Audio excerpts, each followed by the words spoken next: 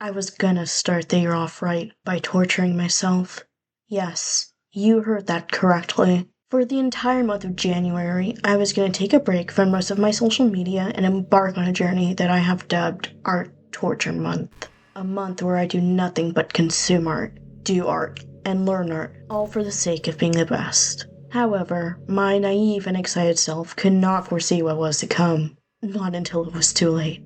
My dog got neutered, and I got really sick, and so I could not finish the challenge. And I warn you, dear viewer, you are about to witness the pain of an 18-year-old community college student on their journey to learn art, and you are about to hear their warnings on why not to do this challenge.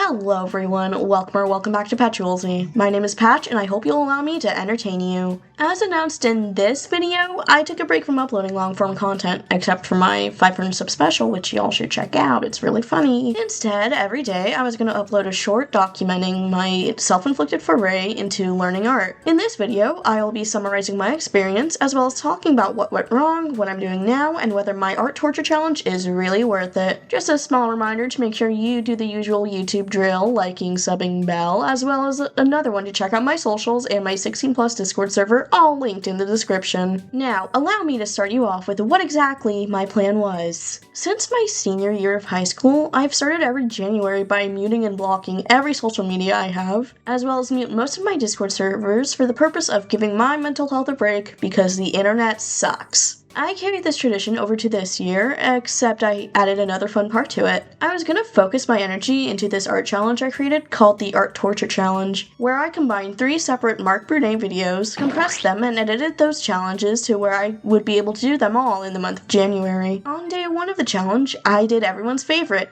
gesture drawing. I don't like gesture drawing. Sorry. I know it's helpful and all, and yes, it's genuinely important, but I just don't like it.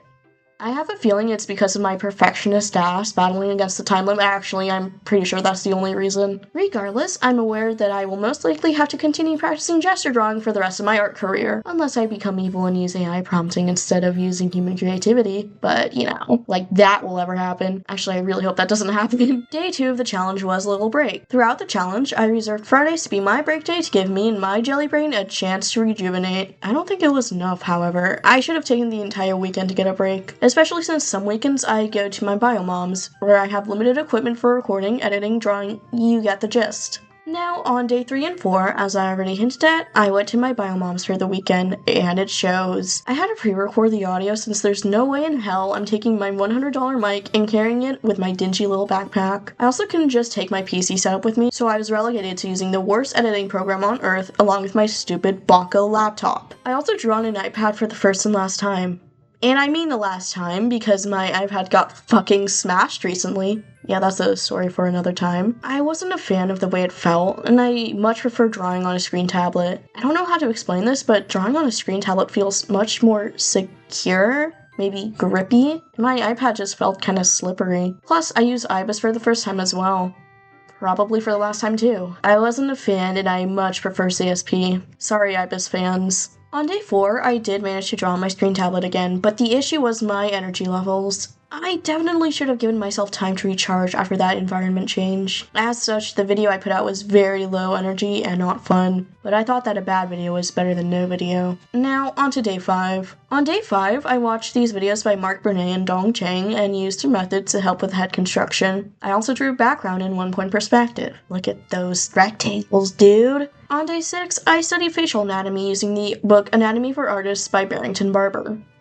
I do enjoy working and studying from this book, and I will continue to study from this book in the future. Day 7 rolled around, marking a week into the challenge. In it, I finished one of my best figure drawing pages, and worked from the Anatomy for Artists book again. At this point, I felt like my sense of the 3D has majorly improved, as I've been doing Mark Brunet's 30-day drawing challenge alongside the other exercises, which is all about the 3-day space. And like I already mentioned, this was my best figure drawing day. I especially love this one, it's just so beautiful. Day 8 was all about 2-point perspective, and so I drew a bundle of building-like structures. I probably could have added more detail to turn them into buildings, but at this point I was getting tired and was getting real hyped for my break. On day 10, I did my most favorite thing in the world.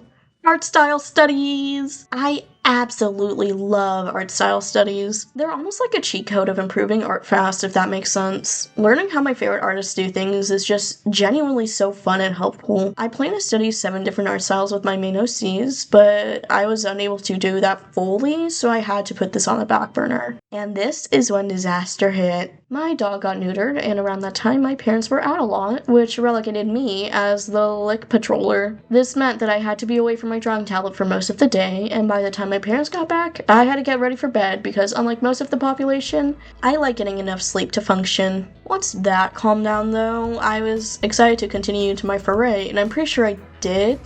Roll the clip if I did, when a second event had hit the patchoulzi productivity.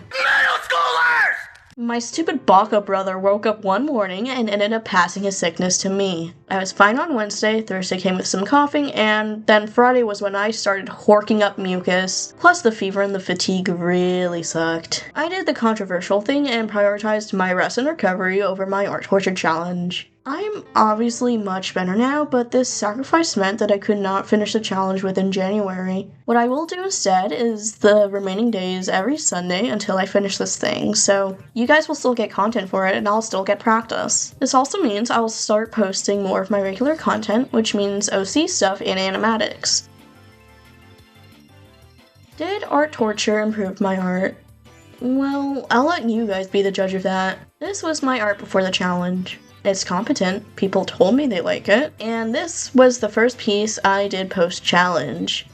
Honestly, I'm kinda shocked I drew that, especially the background. The background isn't perfect, but it's not poorly drawn and blurred beyond oblivion to hide my mistakes like I usually do. It looks okay. And people told me that the mood of the piece really comes out, which is really, really nice, as I felt my art lacked a lot of that feeling. Maybe I'm just too critical of myself and my art before was fine, but who knows.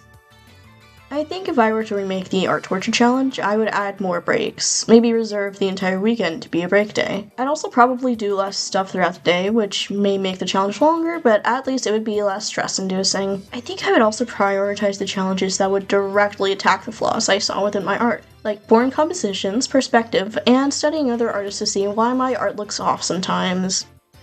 As for you, dear viewer, should you do this challenge? Well, it depends. Are you unemployed, not going to school, and don't have any family responsibilities? Then yes, you should do this challenge. Other than that, no. Save yourself the sanity. Okay, fine. Even if you do have a life and still want to do the challenge, you don't have to go in order. You don't even have to do everything. Just have fun with it, and don't make it content. You will go insane. I do want to give a quick shout out to Mark Brunet because he came up with the exercises. I was the one who compressed them into a singularity and made them completable in 1 month. Completable in quotes, that is. I'm no professional art teacher, so I have no idea if this will benefit others. This was just the way that I thought my mind would be able to benefit from it, if it makes sense. Anyways, before you go, here are a couple of reminders. My socials are linked down below if you want to see what I'm up to beyond YouTube. I'm on Blue Sky, Kara, and Newgrounds. Join my Discord server to vote on art and video topics, share your art and stories, and meet new people. It's really chill and I promise we don't bite. I think. Don't forget to like, comment, subscribe, and hit the bell. This helps push my wackiness to more people and helps make sure you don't miss an upload. Remember that you're valued in this world, always be creative, and have a good day.